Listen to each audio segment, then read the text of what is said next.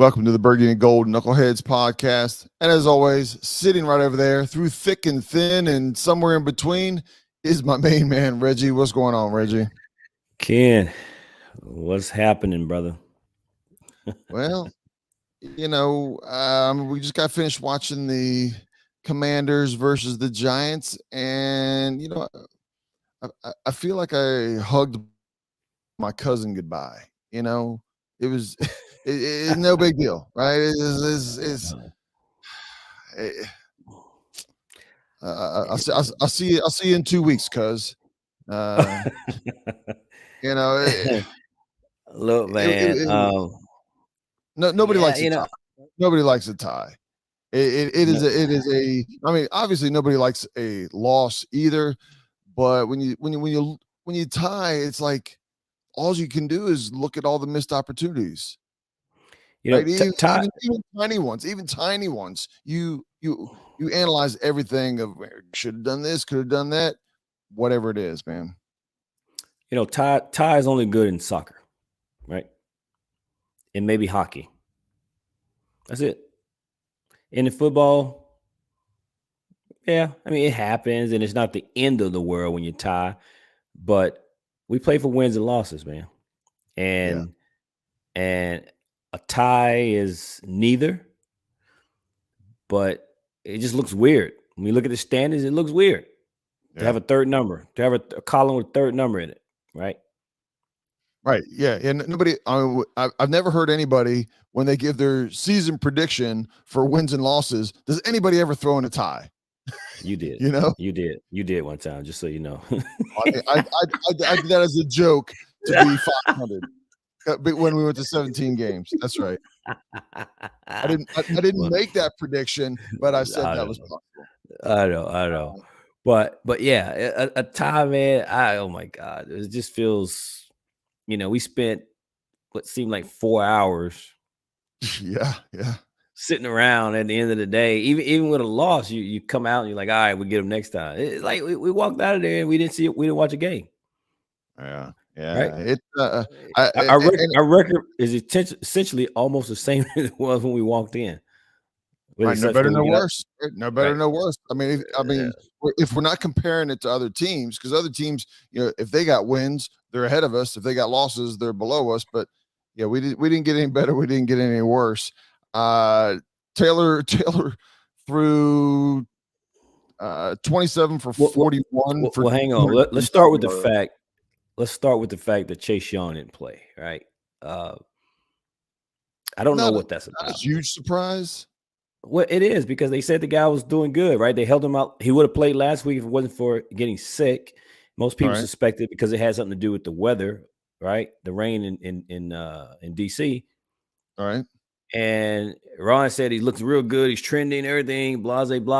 And so everyone's like, well, he'll definitely play in New York, right? Well, I mean, if I had to throw a couple things out on there, number one, playing on AstroTurf, which is tougher on knees and injuries and things like that. And number two, as he was training during the week, did he, not that he had a setback, did he have a little bit extra swelling and a little bit extra soreness, a little bit extra whatever it is? And this is a big injury, right?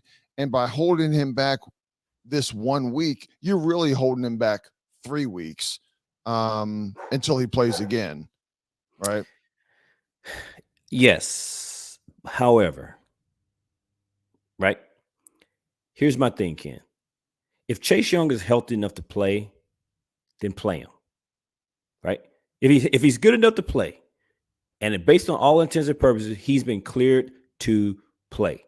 He came off IR, whatever list he was on, he has been cleared to play. Right. So either tell us he's ready to play, or he's not ready to play. But this thing that we're doing each week, maybe he is, maybe he's not. I don't know. But this back and forth thing, if he's not ready to play, then shut the kid down, man. There's 5 games left in the season. Potentially, unless you make the playoffs. But don't give me this, he's healthy, ready to play, he's come off the list, everything is checked out. They literally said structurally his knee is fine. Basically, he just needs to get over the mental, and he needs to get into football shape. So, because he's on AstroTurf, hell, everybody else played on AstroTurf. I don't know. Like, again, and I'm not saying it's just any one thing. I think maybe combined with everything that they're doing, a little soreness, maybe a little swelling. Again, on AstroTurf, If they he know is, if he skips this game, he gets 2 weeks reprieve to come back. well, let me say this. I think they're being overly and maybe unjustly overly Cautious. cautious, yeah. And if they're being overly cautious with him, I'm okay with them being cautious to protect his future. However, then just go ahead and sit him. Let's not baby the guy. And if he's still having swelling, he is a year removed from his injury. And if Right. he's still, and when he went out to practice the past couple of weeks, and he is, and to your point, just using your analogy, if he's still having soreness and swelling, a year removed from this injury, then let him sit, man. Let him sit. Yeah.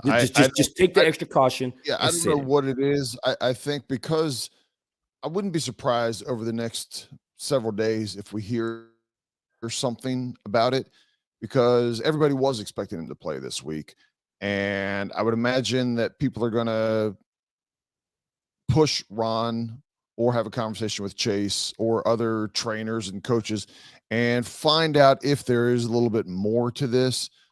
Maybe it's, maybe Ron's putting on a happy face, but there is a whole lot more of him being sore and Then go ahead and sit him or put him on IR and just I be done with understand. I it. understand. It's And just guess what?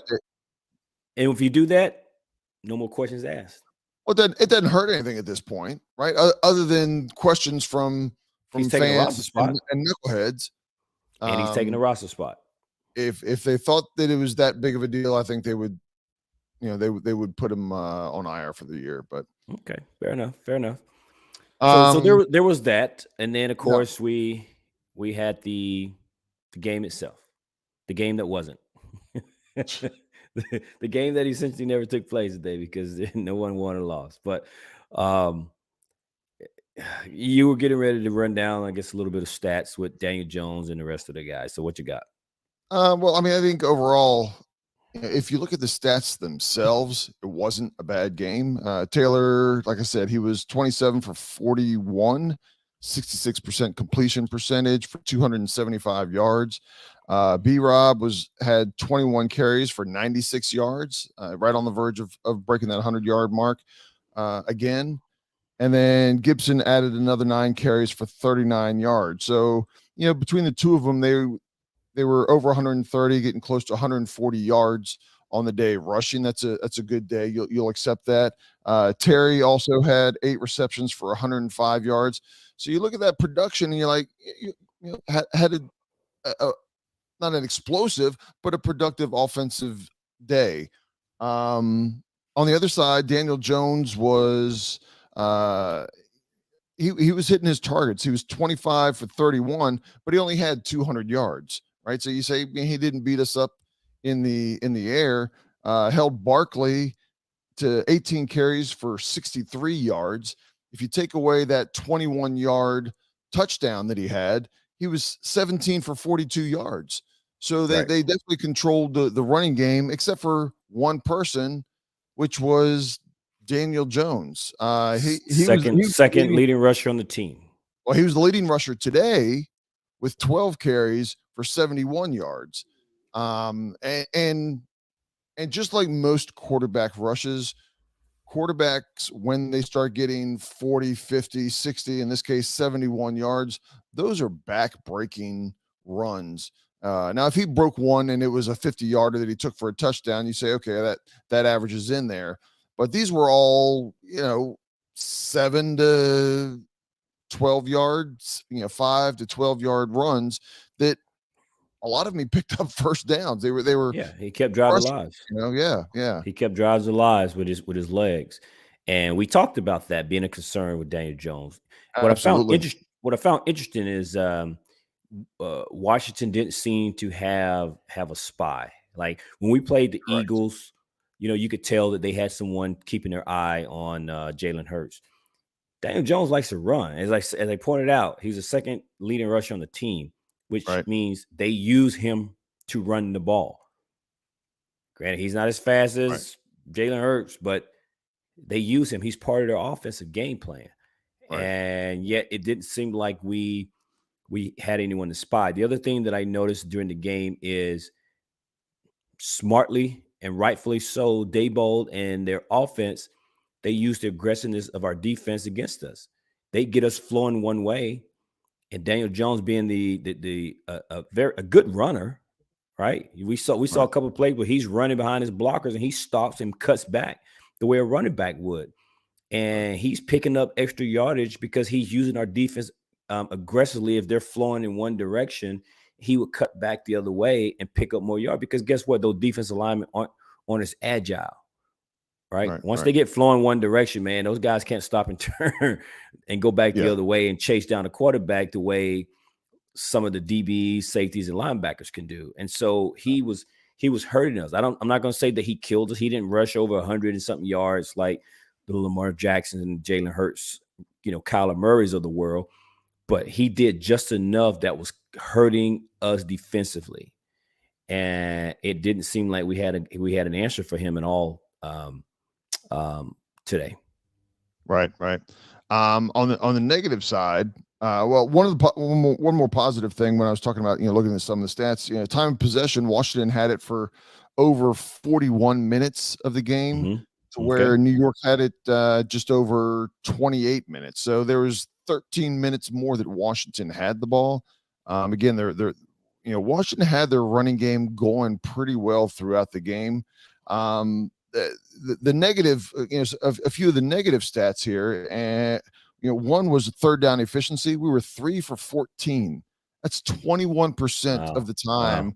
we picked up our first down on third down. We picked up first down on our third down. And the other one that I this is a key to me of why we lost today. Well, we 7 tied. We tied, I'm Kim. sorry. We didn't lose. We didn't lose, sir. All right. Ties feel like losses when they happen. I certainly feel like we lost. It's not a kick in the groin. It's a little bit lower. It's like in the knee. It still hurts, but not quite as bad. But 7 penalties, and it seemed like most of those penalties were in the second half. I know they probably weren't, but the penalties really hurt us and stalled drives. That's another note that I had here was, with us moving the ball, we consistently moved the ball to midfield or just beyond midfield and stalled a number of drives. And again, this is one of those things, I guess, when it goes down to the third down efficiency, if we would have just picked up, 2 or 3 if we would have gone, 5 or 6 for 14, 6 for 14 still wouldn't have even been 50%. But 3 more first downs that we picked up probably would have gotten us another score, which in turn would have potentially won us the game, Well, but I think some of those third downs that we got into that we were unable to convert were some real third and longs. And they were third and longs because, to your point, one of the things that stood out in this game were penalties. There were penalties that put us behind the chains. And now we're trying to convert second and long, couldn't convert it. Now it's third and long, couldn't convert it. And so now we're punting the ball. And so now that goes down as a third down conversion that we could not convert. We were in several third and longs today. The other thing that stood out to this game to me, other than seeing all the yellow flags on us, it was the sacks. I think we gave up 5 sacks today to the Giant defense. So I don't know what was the contributing factor to why we were not able to protect Taylor. And it got worse as the game went along. The first half didn't seem like it was as big of a problem, even though it wasn't perfect by any means. But it seemed like, at the end of the third quarter, beginning of the fourth quarter, and Taylor had very limited time. Or they were stripping the ball and things of that nature. So sacks was also something that stood out. And the other thing, I'm going to mention it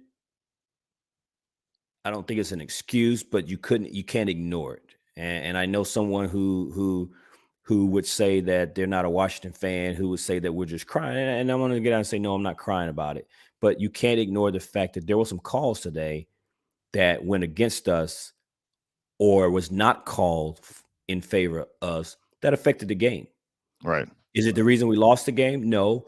But when you're playing against the other team and the guys in zebra stripes, it's a little tough to kind of win. I mean, obvious pass interference, holding. I mean, I remember the play where Thibodeau, the rookie, is rushing against Cornelius Lucas, and Cornelius Lucas flies off his head. I'm pretty sure in most books that's hands to the face. Right. Offensive lineman is blocking without a helmet. Right. Pretty sure that guy had his helmet strapped on. Yeah. Right. Okay. Right. So if his helmet is flying off his head and the back judge should be able to see this, or the umpire, whichever one, the guy that stands behind the center, the guy's helmet flying off. No calls on that. You could argue that was a pass interference on Terry, or that block in the back that they called on Logan Tongue when he's just standing there. Right. And really, just technically, he just got in the way. Horrible call. Horrible call. Yeah. So those are the type of calls that went as penalties or no calls that affected the game, and the ones that were called were the calls that contributed to the number of penalties we saw today that put us in some second and third and long, and we were unable to convert. That stalled some drives. So again, between the penalties, the sacks, and the refereeing of the game today, all contributed to that. Now, that being said, we still had an opportunity to win this game, right? We still had an opportunity to win this game, and I when it comes to overtime, I don't know what happened. Right? I sat there and watched that whole overtime game, 10 minutes. 10 minutes of football, Ken. And I don't know. I don't know what happened, man. I will say this, and then I'll give you a chance to speak here. Yeah. There should never be a game where Taylor Heinicke is throwing 41 times. Shouldn't be. Well, that's not how we win the game. Let me unpack some of that. Okay. We were talking throughout the game, and one of the things that I had commented, and this is, I don't know, we only had a few minutes left in regulation, and I was like, and I said, where's that audio coming from? We're gonna have to have a conversation with our intern. But with roughly 5 minutes to go, we weren't going and using Curtis Samuel very much. Right. And it's almost like when I said that, all of a sudden everybody heard, because, the coming back to score that touchdown, all of a sudden Curtis Samuel was getting involved with a run, with a couple catches, the fourth down chuck that Heinicke had was to Samuel, and I would like to have seen him get involved a little bit more. I don't disagree with the refs. For those that listen to this game, this is probably the first time that we've brought up all season long about some bad calls, because you're going to get some bad calls, right? You're going to benefit from a call or two. You're going to have it, but it definitely seemed like the refs missed some calls, as well as they made some terrible dropped calls. the flag on us that should have never been dropped. I mean, even what is the one play that we talked about where Allen towards late in the game was called for holding. I mean, the guy was like spinning him like he was square dancing or something, and the ref had to think about it for a second on whether he was going to pull out the flag and finally throw it. I mean, you could see the ref thought process, and he's like, okay, I got to throw that one, and he threw it out there. They definitely should have been called or that holding call on Charles Leno. Right. I mean, it was just, it's like yeah, Leno wasn't even there. Yeah, I mean, Leno wasn't even close. I mean, because they do there. I mean, there is some holding that is allowed. That's kind of a hard term to use, but normally when you're inside the shoulder pads, they let you get away with a little bit of holding here and there, but Leno wasn't doing anything. He wasn't doing any of that. I don't know what they saw. But yeah, again, another bad call. And yeah, again, this is when you end in a tie like this, or even a close loss, there's just so many little plays along the way that you feel like you missed opportunities. We moved the ball up and down the field and stalled. You know, even when we got the ball back at the end of the game regulation, and we're going down like, man, we're going to get a chance to kick a field goal here. We were, you know, you saw on the TV, you saw the green line of the imaginary. This is where you got to get to for a field goal. We picked up a first down, and we were 5 or 6 yards away from that first down. Pick up 7, 8 yards. You don't even have to pick up the first down. Pick up 9 yards short of the first down, and now you've got a 53, 54 field goal attempt, and we couldn't pick up those 6 or 7 yards. I'm like, come on, guys. You know, it's not like their lack of trying, but it was just another stall. And at the end of the day, we walk away frustrated. And I'm sure the Giants are frustrated. I don't know if the Giants feel like they're lucky that they got away with the game or not. But I it is what it is. And to top it off, you know, we have a bye coming up, and then we run it back with the Giants. You know, it is like pickup basketball. All right, man, let's run it back. You know, let's run it back.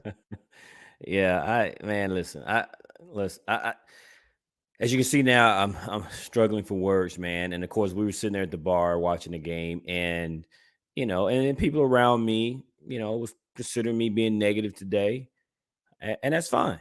That's fine, man. It's my opinion about it. But more importantly, as I said last time, where's the bar, right? Where's the bar? The expectation is higher. I've moved the bar. Right. These types of things just should not be happening. You know, right. I said it before. Defense held them to 20 points, right? I'll take that. You give me every single game the rest of this year, defense hold them to 20 points. I think we should win. Defense holding 20 points. You get 250 yards out of Taylor Heineke, you should be able to win this game. We saw Jahan Dotson getting involved in offense today. That's a positive thing. But yet somehow I don't understand. We still end up not winning this game. It just boggles my mind that we can't seem to get over 20 points. 20 points seems to be an invisible wall for us. Yes. Right. Yeah, I don't know what it is. Yeah.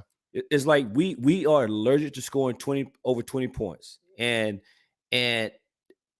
you know, statistically, to your point, we should have won this game. Kim, you held Saquon Barkley a combined, and when I say combined, I'm talking rushing and receiving, 81 yards.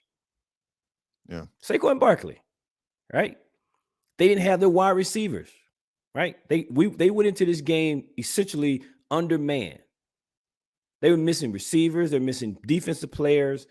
Saquon and Daniel Jones is their offense, right? Saquon Barkley has a total combined rushing and receiving 81 yards. Yeah. And yet we still can't score enough points to win.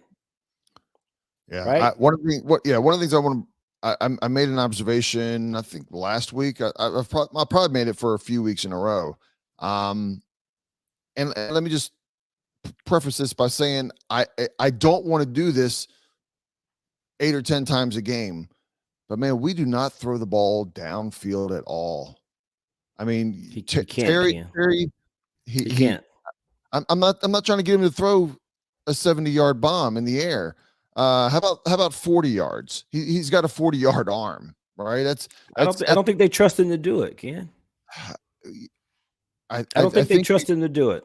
My point is, Turner has done a better job of play calling, some schemes, some of the things that he's doing. It has definitely improved the last 5 or 6, 7 games versus the first 5 or 6 games.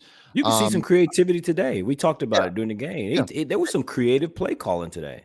And I would like for him to find a way of setting up, whether it's Terry, whether it's Samuel, Dotson, set up somebody to where they're one-on-one and let it go. Right? Just let it go. They don't necessarily have to have them beat, but give the receiver an opportunity to make the play, because we know Terry has incredible hands. Dotson has a reputation for some incredible hands. These are players that go get the ball. They don't wait for it to just drop in their hands. I mean, yeah, if it's a great pass and they got them beat by a couple steps, they'll let it fall in their hands. But if it's a one-on-one jump ball matchup, these are guys that literally one of their strengths is going up and getting the ball. And I would just like to see that one. I mean, what's Taylor's the shirt that came up, the shirt that he came out with this week says what? He's just chucking it as hard as he can in the picture, and he says, "F it, Terry's down there somewhere." Yes, I think that's what it says. Yes. And let's do something like that. Again, that's a little bit to the extreme. But I would like for us to see us going downfield some. It keeps the safeties moving back. It keeps everybody honest. And it's not that we got to go downfield. It's the entire field. We're attacking the entire field, not just sections of the field. That's my only point on that. Yeah. Man, I don't know. I think as time go on, as I let this soak in, maybe I'll feel a little bit better about the tie today. Right. But man, 7-8-5 looked a whole lot better than 7-5-1. Sorry. Right. You are a mathematician genius on that. I agree with you. I'm just sorry, man. 8-5 just was a whole lot better to me than 7-5-1. And but like I said, as this sits with me a little bit, get away from the emotion of today, maybe I'll feel a little bit better about the tie. Because here's the thing: what happens if we lose, right? The next game. Oh yeah. As opposed to we win. It's not a guarantee we win that game against the Giants at FedEx Field. We could lose this game. And keep in mind, we're not going to play until 2 more weeks. And whatever happens next week and whatever happens the week after, all of a sudden this tie could come back and be a problem. Yeah, I think and I know I don't want to get too far down the road, but my point being is man, you want to win these games, and we had opportunities to win this game. I just don't know how we wound up with a tie in this game, man. Right. And I mean, to piggyback on what you just said about, winning versus losing in this tie, if we walk away with this win, when we talked about how we were in control of in control of our destiny with the record that we have and the teams that we play, when you walk away with a tie, it doesn't do that as much. We're going to start looking even more so at games next week. Are you rooting for the Eagles? Eagles play the Giants next week. I hate rooting for anybody in our division, but with the Giants Giants are one of the teams we're fighting against for the wild card. We're gonna end up probably pulling for the Eagles next week.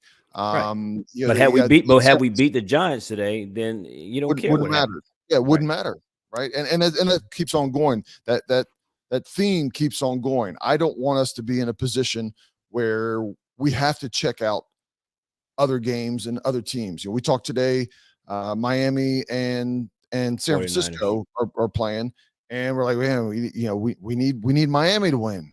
We said that after the game, right? We need Miami to win. That'll help us out. And again, if we would have won, we wouldn't have worried about it. It doesn't matter. It doesn't matter. And again, I understand a tie is not the end of the world. So for anybody that's out there listening, yelling at their headphones or screaming at me, I get it. I understand a tie is not the end of the world. But you know what's better? A win. Okay. So so two things can be true. A tie is not bad, but a win is better. And I wanted to win. Yeah, we will hope that this tie does not end up coming back and biting us in the butt and after 17 games this season. If we handle our business, it shouldn't, but it just narrows that room for for an error, mistake, or bad game. Just by a pinch right there, right? Yeah, because we only got 4 more of these, man. There's only 4 more. We talked But, about it. This was the start. This was the start of our playoffs. What 5 games? One's down, and we only got 4 more to go. So yeah, we got Giants, Cleveland, San Francisco, and Dallas. that's And right. that's our season ends. So That's it, man. that's all I That's got on it. this one. That's it. We'll hit the hot tub on our week off, get our bruises and aches and pains feeling better, and be ready to clean up our mistakes, do the things we were doing right, and come away against the Giants in 2 weeks with a win and set ourselves up just that much closer to heading to the playoffs. Yes, sir. Yes, sir, man. So thanks for folks for listening in, and sorry to be so down and negative about it, but I'm like Taylor Heineke, as he said post game, tie feels like a loss. And that's coming from a guy who went out there and just fought for 70 minutes, 10 minutes regulation and 10 minutes in overtime. And he's walked away and he said a tie feels like a loss. And that's how your boy feel. So and that's how most of us fans feel today. We recognize it's not as bad as a loss, but it feels like a loss. But it feels like a loss. So thanks for tuning in, folks. And your boys will be back. And so stay tuned for our next one. And until then, peace out. Peace out, knuckleheads.